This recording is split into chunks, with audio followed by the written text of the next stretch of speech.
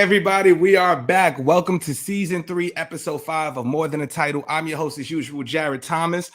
Before we begin, I just want to give a big shout out to our partners at the Alive Podcast Network. Shout out to the Alive team. And we also want to let you know that this podcast episode is brought to you by OTB Digital. So if you want to support, get More Than a Title merchandise, older episodes, or really directly work with myself, Jordan, and Chad, go to the OTB Digital website. And shout out to all the reoccurring listeners, and welcome to all the first-time listeners. So if you're a first-time listener, More Than a Title is a show dedicated to having authentic conversations with some of the best and brightest in the industry, and today is no shortage of that. So I can't wait to, I'm excited about this episode. I've been a fan of this brother for a long time. I've been following his journey. He's a marketing expert, award-winning advertiser, former head of digital strategy for Beyonce, and marketing professor at the Ross School of Business at the University of Michigan. And throughout his career, he's been acknowledged for strategic and creative contributions as an advertiser. He's won Clio's Awards, Advertising Age 40 Under 40 recipient.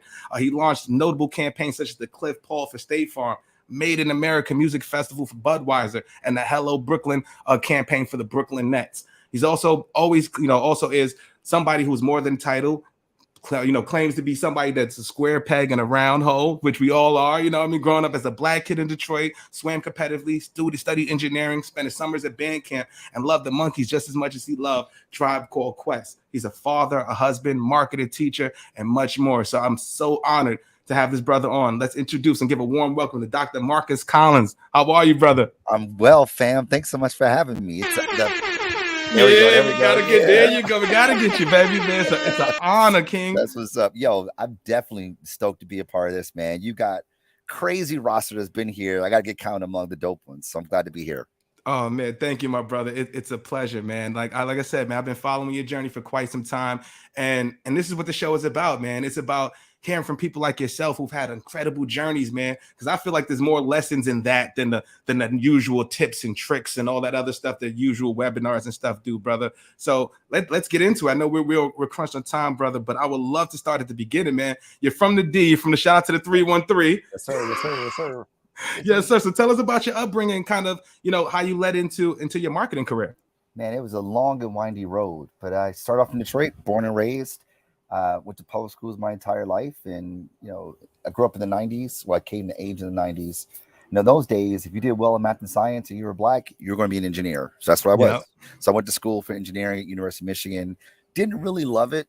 My mother, who's an academic, was like, "Wait till you get into your major. You'll love it when you get your major." I said, "All right, cool. Yeah, I trust my mom." So I went back for my second year, and I did not love it. So I started taking some music theory courses just to offset my terrible GPA because it was bad. And I started to fall in love with major sevenths. So I was like, I think this is what I want to do. I want to write music. So I went home that summer and said, Mom and Dad, I think I want to be a songwriter. They're like, I think you're smoking crack because that ain't happening. Not going to happen. So we fought it out, and I lost. And in the summer, I went back to Michigan to finish my undergraduate degree in engineering, but I spent all my time in the recording studio there. So if I wasn't in class and I wasn't hanging out, I was recording, man, writing and producing. So when I graduated, I went straight to the music industry. I was working at Universal Music Group as an intern. That didn't really stick. So I went back to Ann Arbor and ran a recording studio for one of my professors in the School of Music. And essentially, it was like I said, free studio time. Like I would record the paid sessions, and then I called my boys up, my peoples up from Detroit. Like, come through, let's record. So I'm like developing a style as a producer and a songwriter. And it's like, all right, I think I got something here. So I tapped a friend of mine who became the business partner, and we started shopping music. Oh, hold on one second. Sorry. So we started shopping music. Sorry about that. Okay, man. We started shopping music, and going back and forth between New York and Detroit. We had like a couple like wins. It wasn't like great, but it wasn't terrible either. But like I did some like work with like John B and Miss Dynamite and D12, and like things were like going okay, but it wasn't great. So I decided to go to school to get my MBA to sort of figure it out. So I went back to school, went to Michigan, studied marketing because I figured that was the most creative aspect of business. And it was there that I decided that I think I'm gonna try to go to corporate America, and I ended up getting a gig at Apple, doing partner marketing with iTunes, and like that was just phenomenal, dude. Like this is at a time where Apple's huge now, no doubt, but Apple's like so culturally relevant Like the App Store had just launched like months after I started. It was crazy. And this is post iPod. So this is post iPod. Yeah. So I'm working on Oh. iTunes at this time. Yeah. It was crazy, dude. So amazing to be at the building. And Wow. while I was there, I ended up meeting Matthew Knowles. Wow. He's like, shout out to Dr. Knowles. Yeah, he's like, let me get this straight. You were an engineer, you started a music company, you have an MBA, you work at Apple, and you're black? Fam, you don't exist. You're a unicorn. Yep. And I was like, nah, I exist, dude. I'm real. And he says, yo, you should run digital strategy for Beyonce. And I said, yep, I should totally do that. And that's how it got. Damn! Good timing, because that's exactly how I felt. Jordan, oh my God, Jordan, that's real. So let me get it straight. First of all, shout out to Mama Love for fighting you on that, right? Yeah, right. And then shout out to you, bro, for because I'm a musician too, and you prove my theory correct. I feel like the best marketers are songwriters and musicians and creatives. That's right. Those are the best, because at the end of the day, if you're a musician like myself, I was a rapper, there's 40 black rappers on my block alone. So what am I going to do to differentiate myself in your marketing subconsciously? So for you to have that know-how and to say, look, I'm doing music right now, but the way I get in the door is by actually understanding the business of it and using my creativity to get in. And then you met Dr. Knowles. Like, how did that just happen? Like in the Apple headquarters? It was like the longer version of it actually is that I left Apple because the group that I was in was getting restructured. We were on a hiring freeze, and it was like basically the only opportunity for me was to work in mobile me. And I was like, yo, I ain't doing that, dude. Yeah. So I was in New York, and I was like beating the bushes, like talking to everybody. Like I met Russell Simmons, Leora Cohen, Kedar Massenberg, Kevin Lyles. Like, man, I'm like having meetings with all the big wigs, and nothing is happening, dude. Like they get really, really close, and then it'll just kind of fall apart. And I'm like, man, what is going on? Like, God, what is happening here? Wow. So when I got introduced to Matthew, it was a happenstance. So my then girlfriend, now wife, her cousin used to work for Ticketmaster, and she was like, hey, like, I know you wanted to work in music. We used to work with Beyonce's people. I think I know her digital strategist. I can introduce you. I go, bet, yeah, sure. But part of me is like, whatever, dog. Like, it's not going to work out. So whatever, fine. Mm-hmm. So she sends him my resume, and his email bounces back because he doesn't work there anymore. Wow. Little do we know that his email is being forwarded to the general manager, a woman by the name of Liz Pecor. And she gets the resume, and she's like, yo, this guy is kind of ill.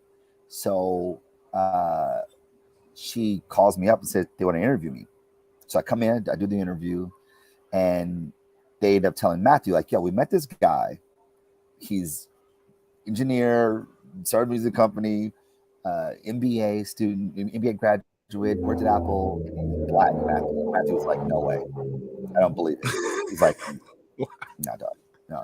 He's like, that's not true. I don't believe it. She was like, yo, we met him today. He's real. He was like, tell him to come to Houston. I want to meet him. So I flew down to Houston and met Matthew. Wow. And like, the meeting wasn't even about like my work, but he was just like trying to figure out who I am. Like, he was like, tell me about your parents. Tell me about like how your parents grew up. Like it was like the first interview that I had that it was like really about me as a human more than it was like my approach to the business. He asked me a few questions there, but it was really about me. And I left. He sent me a note and said, I'm going to follow up with you in 2 weeks. He hit me up in 2 weeks. We did some negotiating. I came back down to Houston, and he forced me to stay the night there. Like I was like supposed to fly in and out. And he was like, yo, I want you to like spend some time in Houston. Stay the night. We'll put you up in a hotel, blah, blah, blah. And out of that, he gave me the offer to run digital strategy for Music World. And their number one artist is Beyonce Knowles.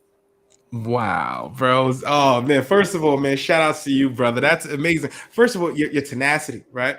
Because you said you was talking to the big wigs, and you could have easily just let that go, right? You could have let that mess with your head and say, you know what? It's me, or I'm doing something wrong, man. But you kept pushing. You kept fighting the good fight, brother. So, and it led you to the opportunity of that. And I would love to, because I'm a marketer, bro. I love marketing talk, bro. And I know you're like me. So I got to ask you this question. And could you explain to the audience, what is the difference, or how difficult it is marketing an artist versus a brand? Is there many differences to that? So I think about an artist, though they are human beings, there's the human element that you can't fully control. In a lot of ways, you Yeah. can't really fully control. Well, I say this way: the brand, as I think about it, it's an identifiable signifier that conjures up thoughts and feelings in the hearts and minds of people. That it means something, and when people engage with it, when people see it, it brings to mind thoughts and it brings to heart feelings with association to like a product, institution, or organization, or a person, right? So a Yeah. brand could be a person. The difference between a consumer packaged good and a person is that it's the human element that's hard to control, and it's like it is not predictable. So Yeah. therefore, it's as long as the razor blades were produced uniformly, the chances of error is like 0.01%. Very, very, very, very low. That's why I have Six Sigma manufacturing, right? So that operation, so that the failure rate is low. But for a person, like, you have a bad day. What are you gonna do? What I'm saying? Exactly, Like, right? And it's the smallest thing can have such a major impact on a brand. You tweet the wrong thing, you post the wrong, especially in today's era. That's right. That's right. Razor Like, blades don't oh man, have bad days. You know what I'm saying? Like, I like that. batteries don't wake up, on the wrong side of the bed, but people do.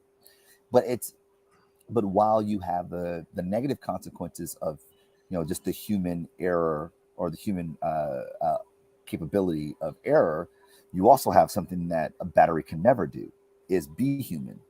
And it's easier to connect with the human than it is to connect with a consumer packaged good or even a service. So though the product of an artist, it's like it's music, their performance, like it makes it easier to connect with them because they're human. So to that end, Exactly. there are trade-offs to everything. Yeah. And like you said, it's that emotional connection, right? Like, for instance, if I listen to Beyonce, a song may come on. I might remember the first time I was at a party, got my first dance, a That's first right. kiss, That's something right. like that. And That's you right. attach that to the moment versus a CPG where you can't necessarily attach to the moment. Like, I use Scott's tissue. I'm not going to think about, you know what I'm saying? It's like, That's the is he thing, not though. using it? Is it mine or not? That's right. I mean, that's the thing, that like Scott's tissue probably doesn't hold a lot of meaning in your mind Exactly. or in your hearts, but like Exactly. your car does. Your car may hold a lot of meaning. Mm, Your phone might hold a lot of meaning. There may be a watch that you have that holds a lot of meaning, or a T-shirt, or your hat. Like, it's like the product itself. The more conspicuous it is, the more important it has meaning to it, because it's a reflection of who you are. Um, but a thing that is inanimate can certainly be full of meaning. I mean, like, there's sneakers that like I absolutely love. They mean a lot to me because I remember when I first got them. I remember I was rocking them for the first time. yeah. Like those, like they bring to bear cognitions and affects, and we associate them to the product, right? So here's the thing that is a commodity, a sneaker. It's a commodity, but it's meaningful, and therefore we pay a price premium for it, and we keep them clean, and we keep them Yeah. groomed, and we keep them white, right? Because of what they mean, and that's what a brand's all about. It's a vessel of meaning. That's Message. That's it right there. That's a message. We got to clip that up, bro. But that's genius, brother. And I know I've got so many questions I want to ask you. So many various places we can take the conversation, bro. But based off of your experience working with Beyonce, what were some of the biggest lessons you learned during that period that helped you become the marketer and professional you are today? Oh man, the biggest lesson for sure was about community. And in fact, actually, I write about this in my book, For the Culture, the power behind what we buy, what we do, and who we want to be. It's that, well, part of my job was about establishing her online fan club, taking her offline fan club and moving it online, which you think is like super easy. Like, this is 2009, 2010. It's like, yeah, Facebook, yeah, Twitter, great, as you do. So we, set up this fan club for her, and it wasn't really popping, which was like really perplexing for us, because it's like, this is Beyonce after all. This thing should be like super, super popular, but it wasn't, and that was a problem. So as we started kind of looking across the internet, seeing what's going on, we find out about this community called the Beehive, and these folks had their own language, they had their own artifacts, they had their own behaviors, and we go, whoa, man, this is crazy. And the thing that unites them all isn't just the fandom of Beyonce as an artist, is that they saw the world the way she did. Like they believed in women's empowerment. It was really big for them. They share that conviction. Yeah. And it's because of that conviction they were able to build community. So, I had left at this time, but the team cut bait on what we had created, and started to partner with them and turned the Beehive into her official fan club. And That's the genius. thing I learned, and it was a failure. I ostensibly failed.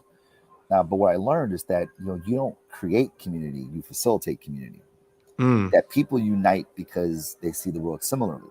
Now you can facilitate the connections, but the building of community, that happens by the people, right? So as a brand, we try to build like the community of followers, the people who love us, etc.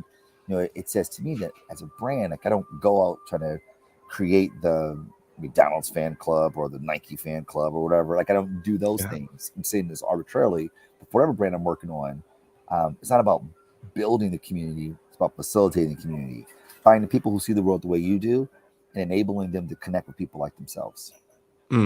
That's so real, brother. And it is, you said something that was super important, because you said that you failed at the position of the Beyonce role, and I thought that was very telling. I hate the word failure. It's definitely a lesson, brother. But what happens in your career at that point when you transition from Beyonce into what was the next level of that elevation? So this is at a time when it was a few things happened.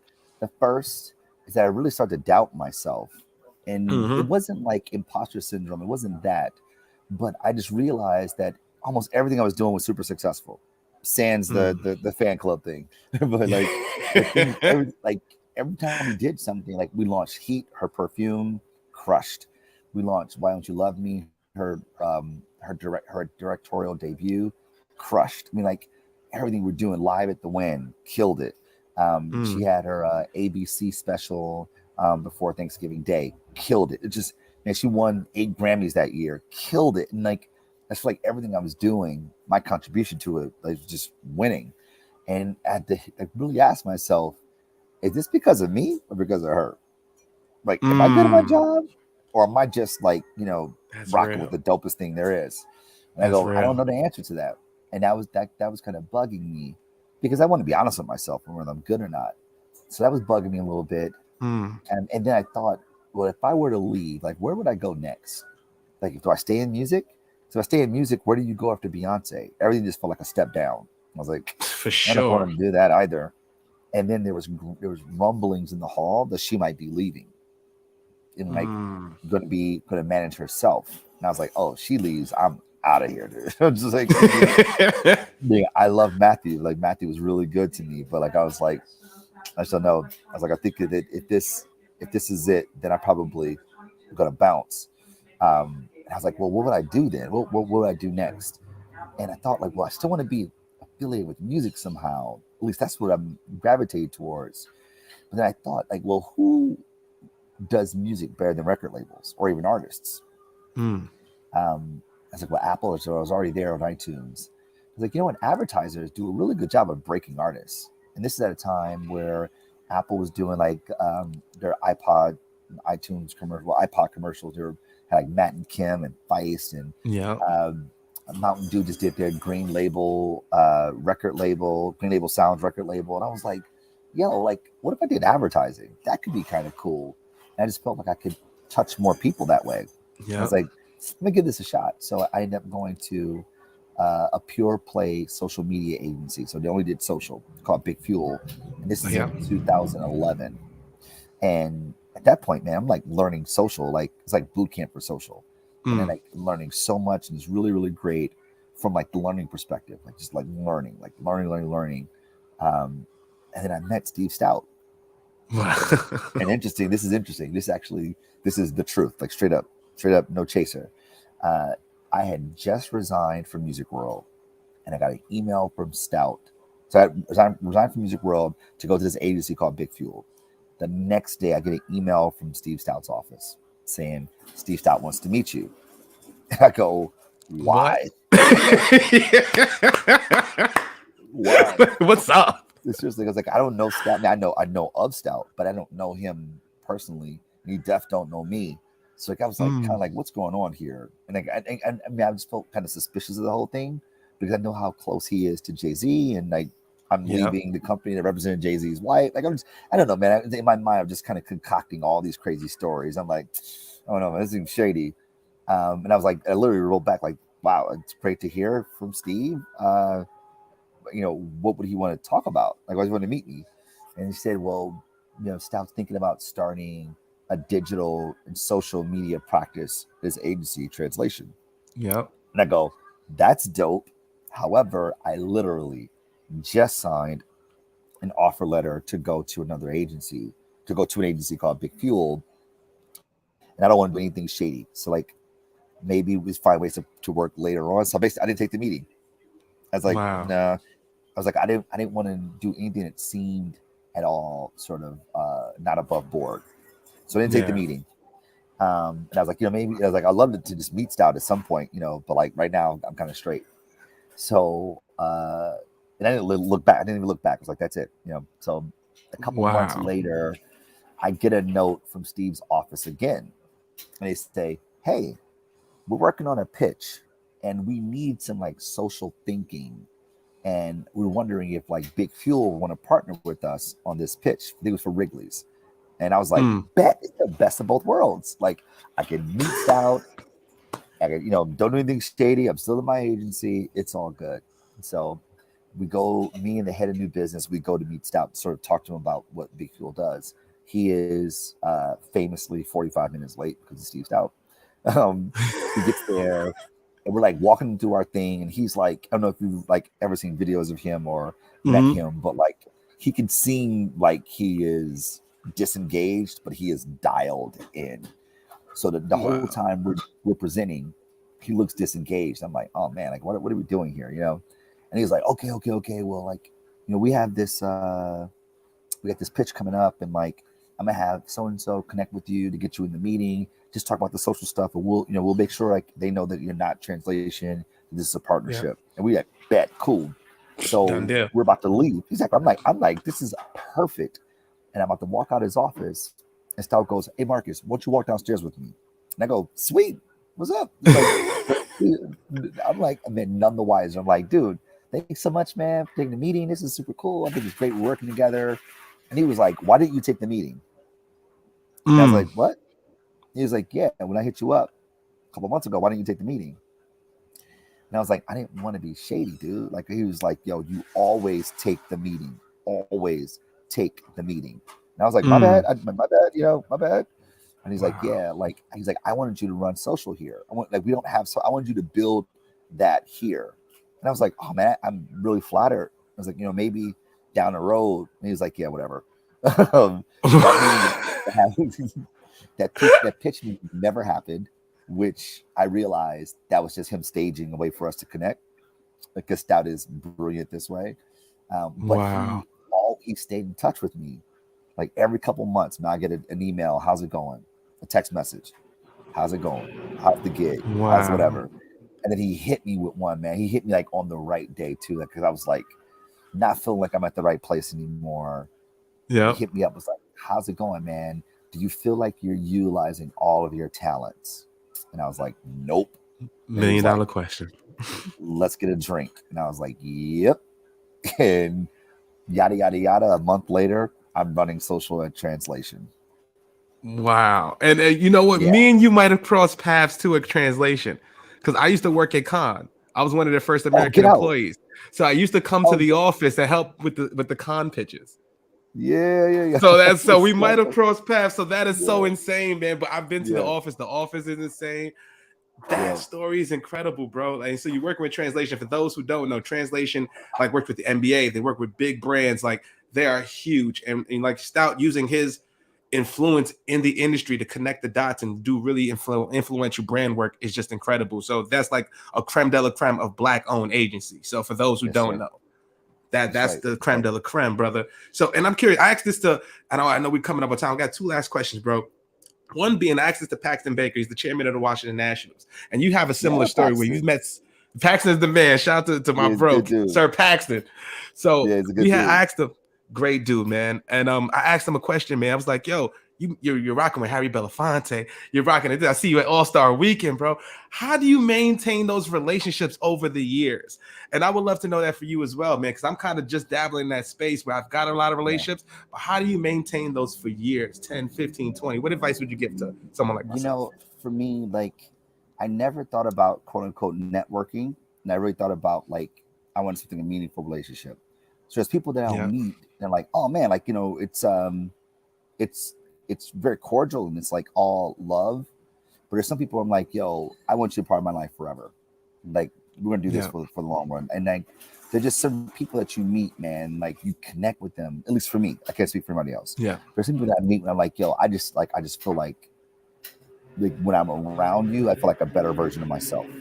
Like those people that I want to Yeah. be around. Now, there are those people who I keep like I would say like strong ties with. I try to keep in touch with them regularly. But there's people like Stout who I talk to maybe twice a year, maybe 3 times a year, Yeah. right? Yeah. But I keep my relationship with him by thanking him. That's it. I just I just thank him, man. I don't ask him for anything. I don't ask him for much. But it's mostly like when something big happens in my life, I always give the people who betted on me when I didn't have like the resume to back it up, just to say thank you. Yeah. Like every single thing that's been like super noteworthy, not everything, but like the note, like really, really big things. Like I send them a note and they say, man, this just happened to me. There's no way this would have happened. It wasn't for you. So thank you for taking a risk on me because you gave me a shot when I probably didn't deserve it. But Yeah. you saw something in me that most people didn't. And you gave me a shot. And thank God I was able to rise to the occasion. But if you didn't open those doors for me, I would have been donezo. So folks like Yeah. Matthew Knowles took a chance on me. Steve Stout took a chance on me. Matt Fisher, he runs the App Store at Apple, took a chance on me. Ed Wow. Swajnajar, he's the CMO at Airbnb, took a chance on me. In academia, Wow. like I was new to academia. People like Melanie Burnett Weaver at University of Michigan took a chance on me. Like, dude, like it's like those people just like saw something in me that most people didn't see in me. And I keep those relationships going by just saying thank you. And for the people that I'm really close to, I'm just kind of always checking in, like thinking about them and letting them know I'm thinking about them. And those That who means I'm not as close to, I just try to help them. that means a lot, brother. And it's kind of almost similar to what Paxton said, man. He said something so real. He was like, man, just be the friend that you always wanted to have. Yeah. And I was like, it's so simple, but when you think about it, it's like, yeah, man. Like, Yeah. what can I say to somebody like Paxton, man? But you know what? It's Merry Christmas, brother, to you and the family. You know what I mean? That's Just right. thinking about you, bro. That's It's right. Random Tuesday. You doing good, man? Right. I'm here if you need something. You know That's what I right. mean? I might not have anything, but I'm here. You know what I'm But saying? those are the vibes. Those are the It's vibes. that's what Exactly. it is, man. Because I don't want Yeah. anything. I just want the relationship, brother. So, and last right. thing before we get, we gotta have to do a part 2, bro. Because I want to dive definitely, into definitely. like your community, the culture, like because I love one thing I'm gonna bring up your book for the culture. So shout out for you everybody. Go to Amazon, go to anywhere you purchase books to get for the culture. What stood out to me was the Martin lettering. So I was like, oh no, you get us. God damn it, you get us. Sold, brother. You sold me on the Martin lettering. I don't know what it is about, but I'm copping the book and I'm gonna get you an autograph, brother. I need that. But so I really want to know what goes into your creative process and how do you feel like your upbringing and things that you've been through help you to be a great marketer?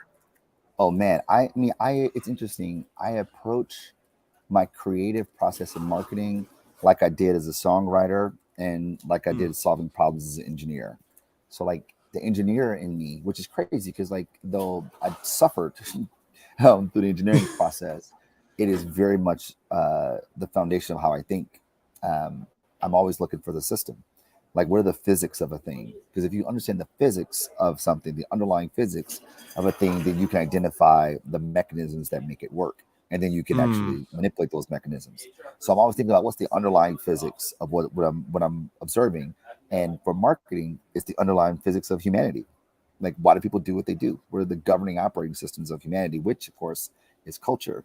And then on the music side, that influences how I think about creativity.